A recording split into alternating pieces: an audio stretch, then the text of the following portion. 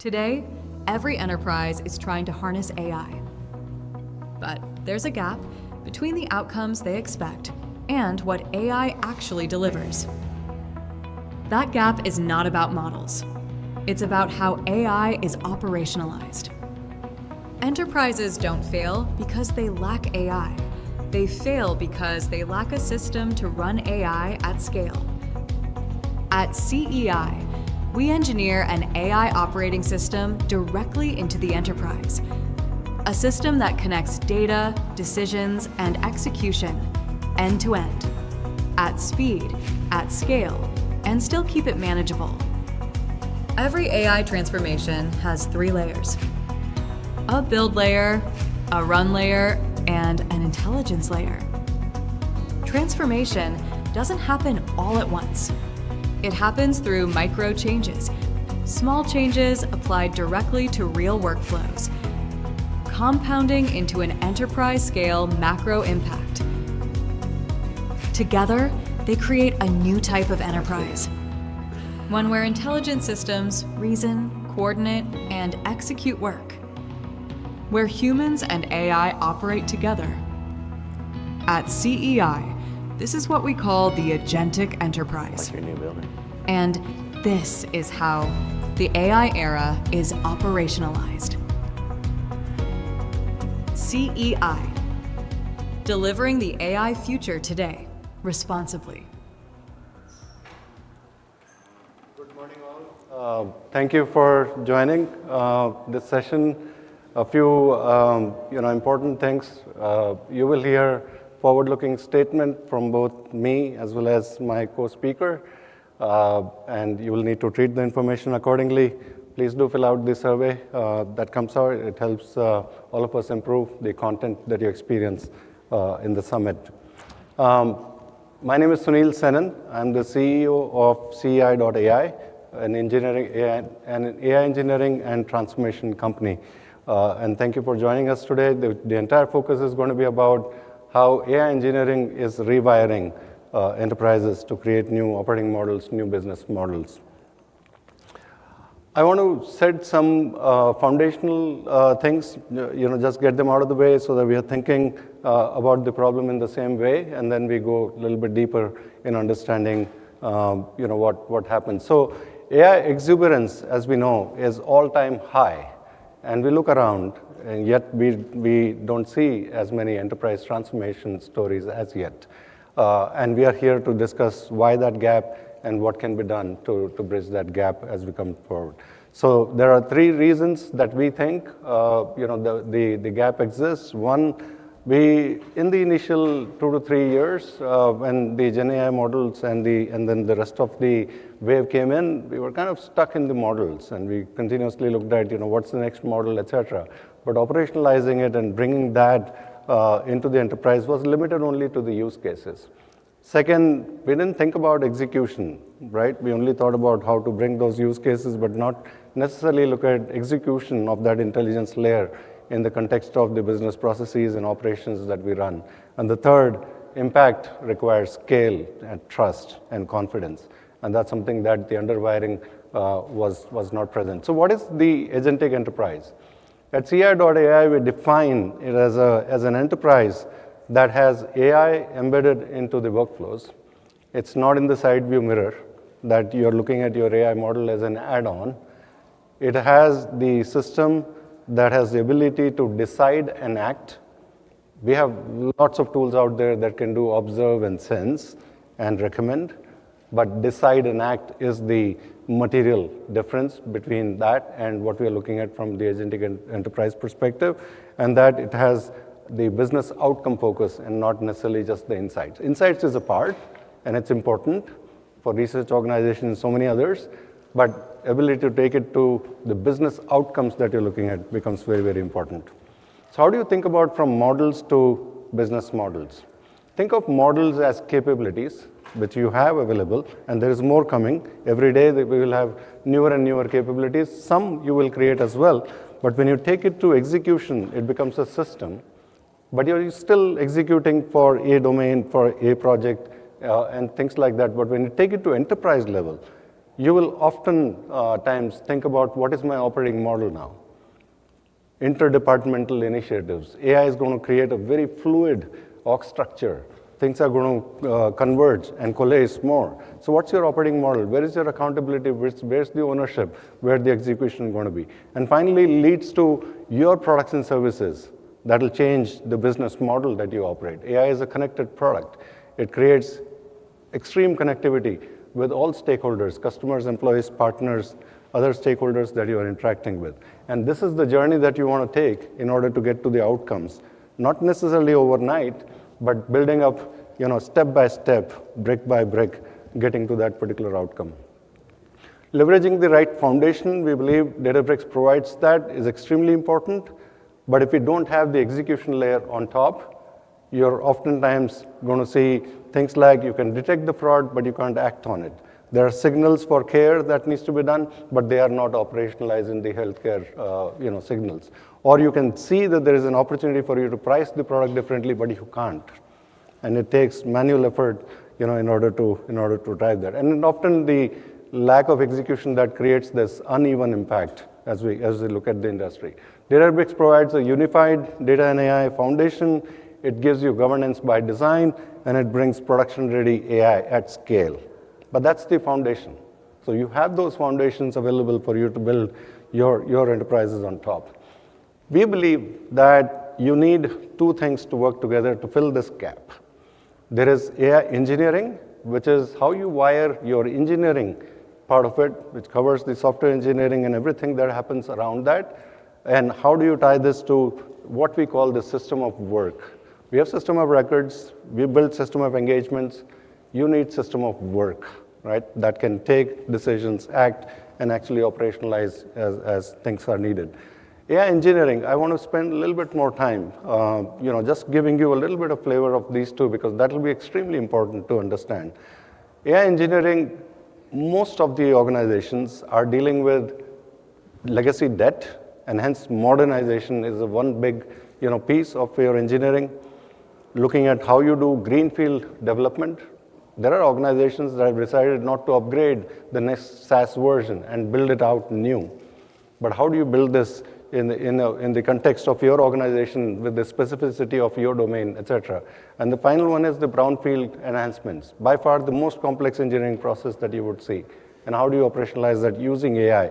And that's the platform that CEI.ai has launched in the market called DARTS. It's completely powered by Databricks as well as other platforms. On the business intelligence side, you need to bring these AI models in the center of your business operations and unlock all the AI capabilities in the context of your process, right? So how do you bring your process playbook and bring intelligence right in the center?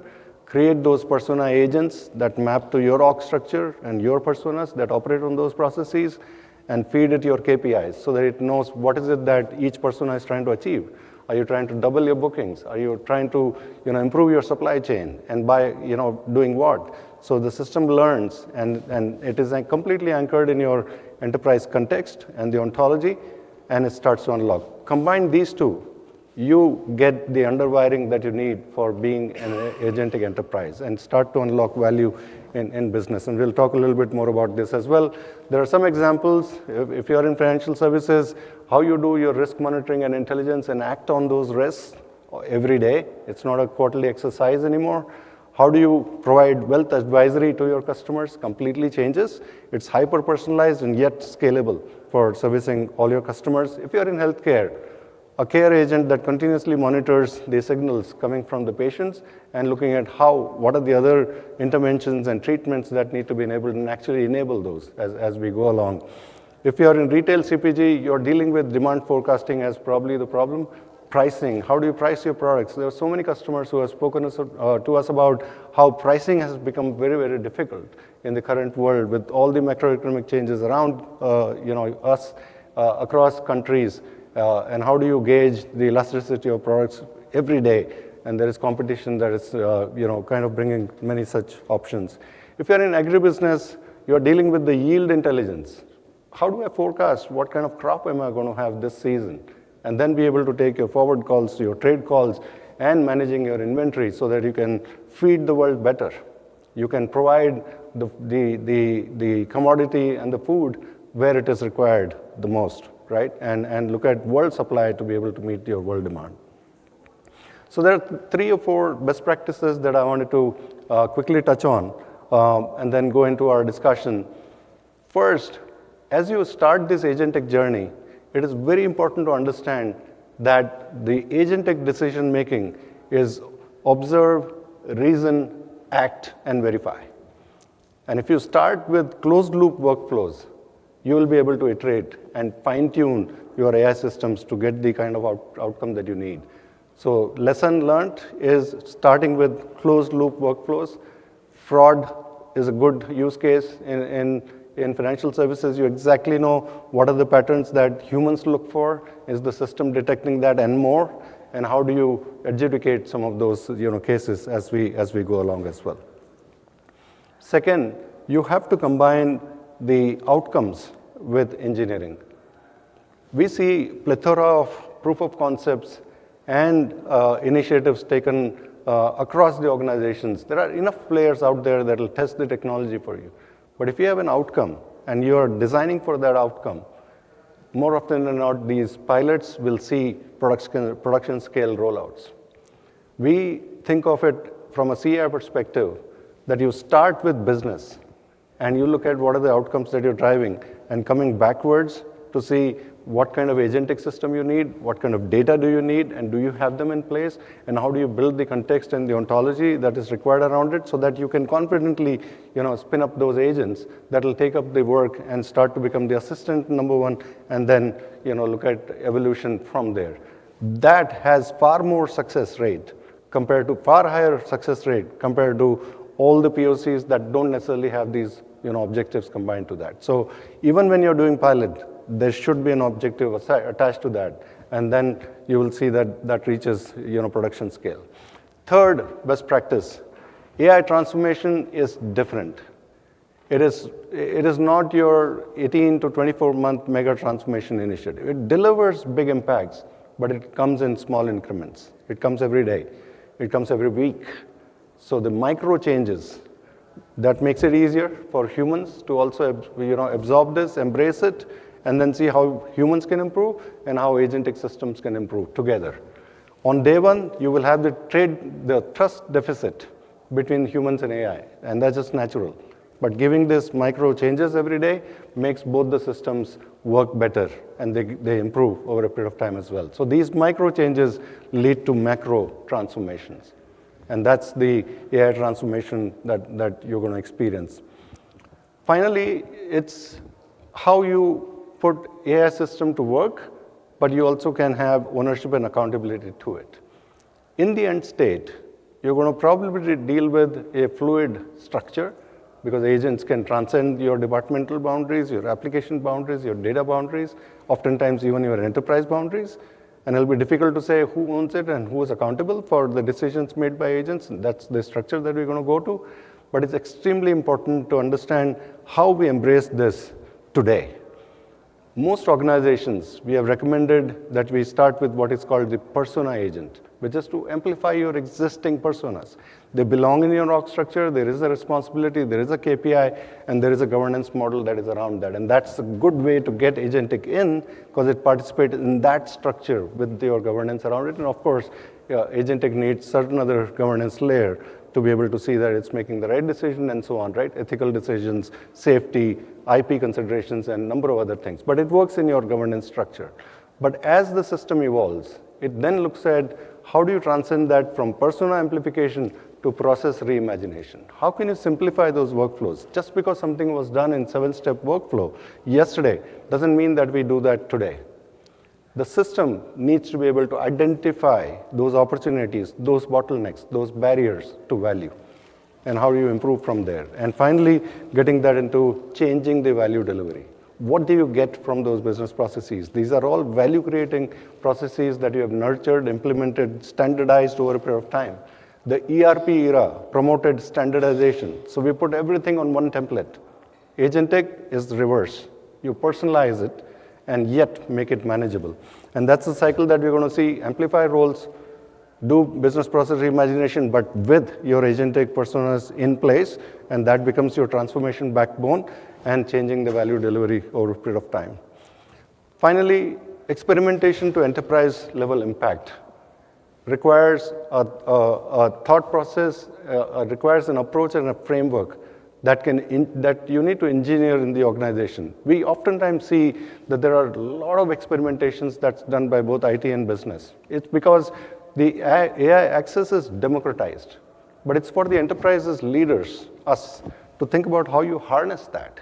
And I think of it always as two engines. One engine that is working, innovation at speed. You want to enable speed for our teams so that they can experiment, but all on your, quote unquote, playground. So there are some boundaries in which those experiments are happening, and every experiment has an objective. So you can then select which ones go into the next engine, which is innovation at scale. And you need to create those funnels so that you're proving out the ideas, but you're very quickly scaling it. And if you have those two teams and that framework within the organization, you will see that most of these move into production. At this point, I would like to invite one of our esteemed clients. I'm very proud to have Kevin Larkin, the Chief Information and Operations Officer of FHLB in Des Moines. And I'm going to provide a brief introduction to this, but there are three things that I can say about Federal Home Loan Bank. It is the second largest issuer in the world after US Treasury. Second, they act as the shock absorber for the economy. When economy is wobbly, it is facing challenges, headwinds, Federal Home Loan Bank works as a cushion to make sure that the societies are running. And third, AI for good, I haven't seen a better example. And it's my immense pleasure to invite Kevin Larkin to share that story with all of you. Thank you, Sunil. Thank you so much for joining, Kevin. An honor to be here. It's a great journey that you have undertaken at FHLB. So first of all, congratulations for being that role model, for being that leader who's pushing the envelope and looking at what are the new things that we got to learn. You want to give a brief introduction to yourself and to Federal Home Loan Bank for the audience here? Certainly, but I'm not going to repeat what was just said. Yes. You said that very well. The Federal Home Loan Bank is an organization you may have never heard of, and that's somewhat intentional. We support the financial system as a whole in the United States. Like was just said, we are the second largest issuer of debt in the world. Why do we issue so much debt? We take the bonds that we issue, they take that money, we lend it into the financial system, your credit unions, your banks, community investments, and we give 10 to 20% of our earnings into the affordable housing arena. So I think everyone has a story where it's tough to get that first house or even that second house. We help with a number of different programs, from down payments to building affordable housing for people who are on the lower income side. So that's essentially what the home loan banks do. We do it quietly. But we're super excited about Agentic AI. It's going to help us do more good. That's awesome. I couldn't have been put better than that. And we are so proud to be associated with you and the journey that you've taken up at FHLB. Immensely proud. Let's get into how did you think about how you set the objectives, right? Because the art of the possible is so vast and so wide. How did you think about what are the objectives that you want to achieve, and how can this be a game changer for Federal Home Loan Bank? Certainly. I've said it a couple of times. It's the golden age to be in information technology right now. We've never had these tools at our disposal before. And now that we have them, okay, what can we do? Nothing's free and cheap or easy if it's going to be good. The way we think about our objectives, we're going to reduce the friction within our operations. That's certainly an easy one. We want to get insights into our business model, insights into patterns that we never saw before. We know we can get those. And as we build out workflows, okay, let's make these workflows even more efficient. So today, that's the way we're going to measure it. At the same time, I'm not jumping into the ROI space all of a sudden when I get asked, hey, what's the ROI on that investment? There's an extent of, we'll say, sunk costs. If we don't invest now, we can't get it later. This is that step one. We're going to invest now. Yeah, and those are great examples of the closed loop workflows that we were talking about. So you know where it is going in, what it is going to deliver. But it's also a org change management process, right? To be able to start doing those small things that lead to that bigger impact as it goes along. That's well said, Kevin.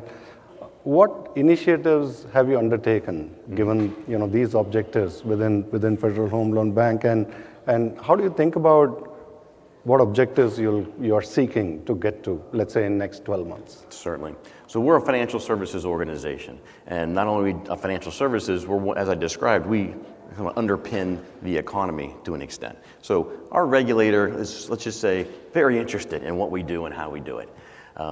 Because of that, our step one was, let's get a governance model in place. Before we do anything specific in AI, even a simple chatbot, let's bring our risk department, let's bring our audit department, let's get everybody together, understand, and created a governance group. Say, okay, you make the decision on what we do with AI. Because once they're comfortable with it, we know we can continue forward. That helps step one. The next thing, when I think about what we've done to prepare, didn't know it at the time, but now can leverage, I'll use the phrase identity and access management. So every individual in the organization has access to certain things. They have entitlements, as we call them. So personas is another way to think about that. Because we've invested there, because we had to, it's best practice. Those best practices can now be used for Agentic AI. My expectation is for every agent, we're going to be in our same identity and access management systems. So my Kevin agent is going to be managed just like an individual if they were a human. And then lastly, policies, procedures, and clean data, all were done for best practices because we have to. Now we can really take advantage of that, have those agents read those procedures and know how to execute a workflow. And we don't have to retrain them. That's phenomenal, Kevin. I'm going to go off script a little bit to talk a little bit about some of the profound changes that I experienced in our journey as well as in conversation with you. In the industry, we always think about build versus buy in certain ways.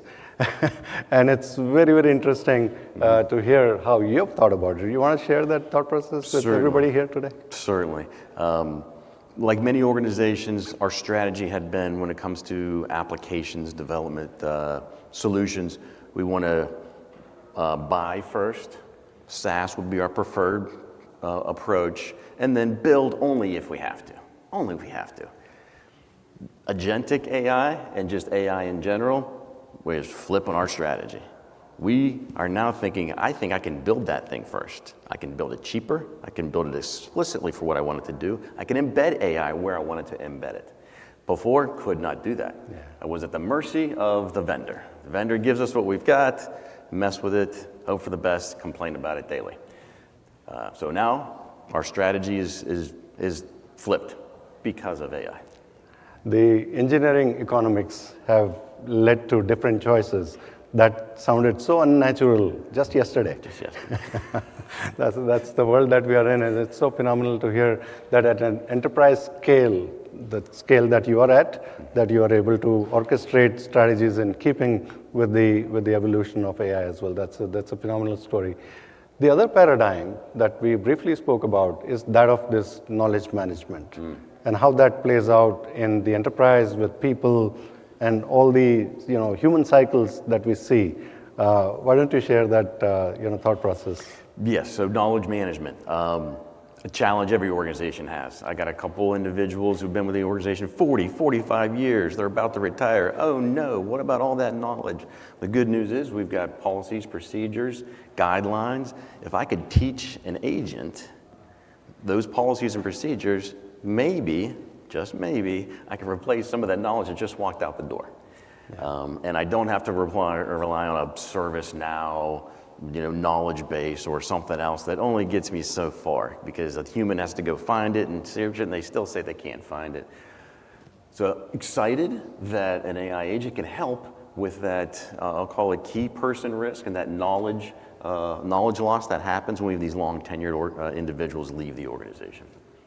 Yeah, and we see this with our customers that invested in knowledge management today are sitting on a golden pile of information that is well curated, governed over a period of time, have become the playbooks for the organization for years, like you said, policies, procedures, and the risks, et cetera. And your journey to agentic is only as good as the knowledge that you can feed it. So I think it's now finding a lot of relevance in the world that we live in. You want to share any of your best practices, lesson learned, things that don't get talked about in the consulting world but are real practical insights? Certainly. Lesson learned, and some of these might be obvious. So I talked about governance first. That really helped us go faster. At first, when we started that, as you can imagine, the technology and business folks started rolling their eyes when we said, okay, we're going to create another governance group that's going to watch this. Oh, that's going to take forever. But what's played out is once that was in place, now the use cases are getting approved much faster, and they get implemented much faster. People are getting much more comfortable. That was one lesson learned. I'd say the other one was you've got to be able to challenge your AI solution in order to feel good that it didn't hallucinate. Yeah. And this one's got most people nervous. So we're going to have a judge model, if you will, evaluate the large language model that came up with the solution. So AI to check AI.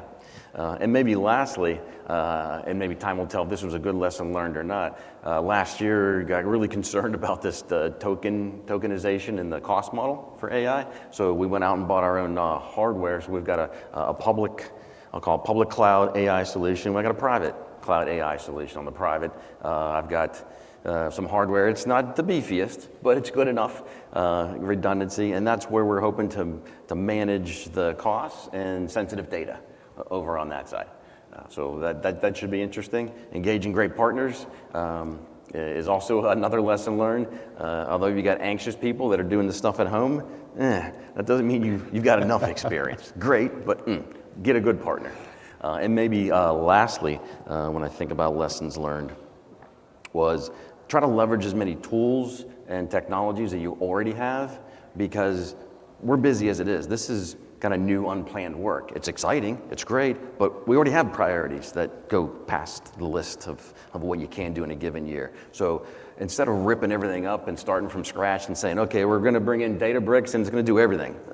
Okay, maybe let's leverage what we've got for most of what we need. I can build agents with current tool sets, but I still need some extra AI solutions. So all that last lesson learned was don't start from scratch from a technology perspective, because that's even more expensive and more disruption to really slow us down even more.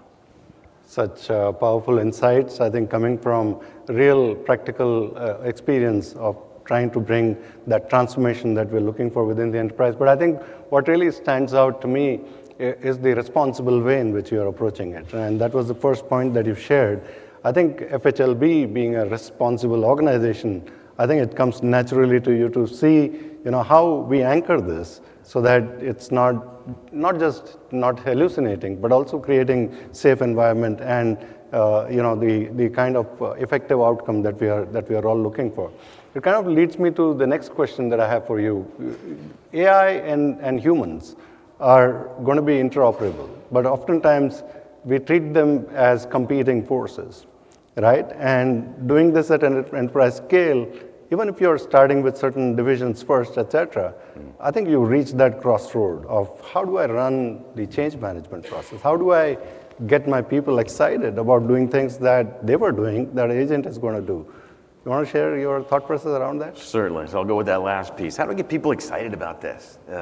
Using AI. So we've had this month 2 different promptathons, as we called it. So we get people together, like hackathons for the developers who might be in the audience. So get people in a room and we give them a challenge. Okay, who's got the best prompts? Create some teams, create some energy.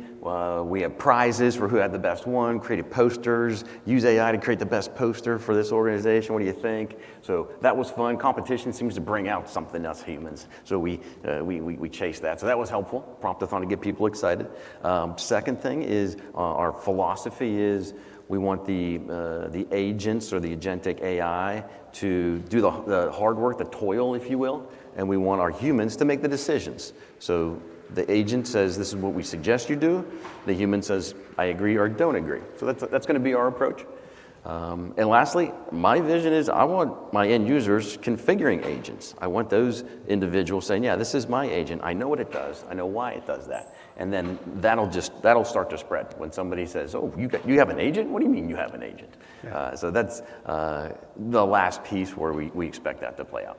Yeah, no, that's phenomenal. And I think the step that you've taken to say most of the business operations or the core processes by end of next year must experience the agentic transformation, I think gets people thinking, and they start working towards their objective, right? And that's what we were earlier talking about, that when you're taking small steps, you're taking with the objective in mind. Otherwise, those small steps will remain in the labs or in the POC stage, right? So as you think about the enterprise transformation at scale, right, how have you thought about those 1 year out end objectives that we want to get to, and then break down into your smaller initiatives? Certainly. So when we try to think about what we want to measure, it's a little bit tough at the very beginning because you're not sure exactly how it's going to play out. So one thing that I challenged my team earlier this year was I want at least 250 agents in production, doing production workflows by the end of 2027. And you can imagine the look they gave me. And they said, well, what should they do? I'm like, I don't know. That's up to you. You're going to figure that out. But that's your goal. I want agents in production. You figure out which best ones to do. Some are going to be low risk. Some are going to be high risk. Some are going to be simple. Some will be closed loop. Some are going to fail. They're going to try it. They're going to fail. Some are going to try to game this idea and go, oh, okay, I'm going to have one agent, then talks to 5 other agents, and fine. That's fine. Let's do it. Let's get those in there. So that's one way to get our agentic AI enterprise going. I also think about how we're going to measure the outcomes. How many processes are agentic? How many people are no longer doing certain things? You inspired an idea of compliance. As you can imagine, this organization that's financial regulated, lots of compliance. I'm sure many of you in organizations have a compliance piece. Most people don't love it, except for maybe the compliance team and the internal audits. The rest, the people have to execute on compliance and double check that you're following your processes and procedures. No fun. Perfect use for agentic AI. So I'm now thinking about, I want my whole compliance department to be the AI compliance department. So thank you for that inspiration. Yeah, no, absolutely. I think it comes through a lot of information and idea exchange, and thinking about what we are seeing in the industry. Really inspiring to see the steps that you're taking, bringing the future today, but doing it responsibly. The other element that I think comes out very clearly in what you just narrated, and I want to paraphrase this a bit as well, is how you're leading with experimentations that have the end objective of getting to where you want to be at the end of 2027. But you're also thinking processes, and you're also thinking about how you scale these ideas once the experimentations happen. And that's the piece that I was talking about earlier with innovation at speed and innovation at scale engines. And they are different. They can be on the same bedrock of innovative platforms that you have, which are data and AI platforms, but they are different objectives. You want to be able to experiment fast, fail fast. Like you said, the ideas that don't work, we need to really get them out of the system very, very quickly. But you need to discover those that work as well. And it comes with that experimentation. And then there is an art of scaling, as we think about bringing this up. So thank you so much for sharing the insights. It's been phenomenal, and very inspiring story to hear how FHLB, which is a very key part of our economy, not just US, but also world economy, and how you are working to make sure that everybody's lives are impacted positively. And thank you for bringing AI as a mechanism to be able to do reallocation of capital and all the, being the shock absorber, for the economy, and really putting AI to a good use. So I love it when you said, let's do more good with AI for good. AI for good. And that is the story. Thank you so much. We do have some time for any questions from the audience.